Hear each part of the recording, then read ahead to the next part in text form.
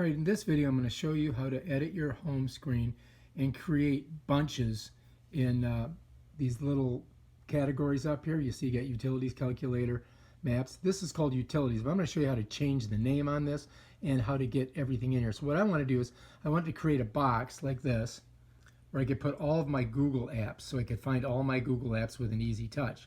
So I've got a couple of them already in there. Let me see if you can see it a little bit better. So I want to get these two down here in there. The way I'm going to do that is I got to get it in jiggle mode. And the way you do that is you're going to press down and hold in a clear field. And then you're going to start to see it jiggle like this, and you see these little things on there. So what I'm going to do is then I'm going to put pressure on the app that I want. I'm going to drag it to the box. See how it kind of expands? And then bam, I put it right in there.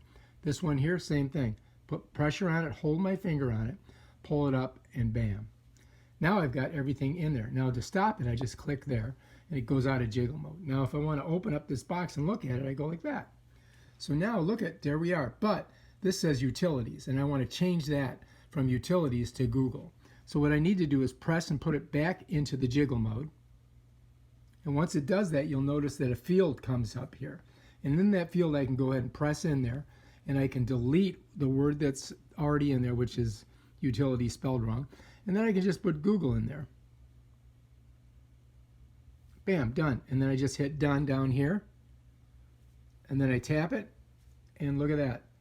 Tap it again, and all of my Google apps are in my Google field now. And that is how you can edit your iPhone home screen. And that's how you can organize your home screen on your iPhone. If you like this video, subscribe to my channel and check out my other awesome videos. Peace out.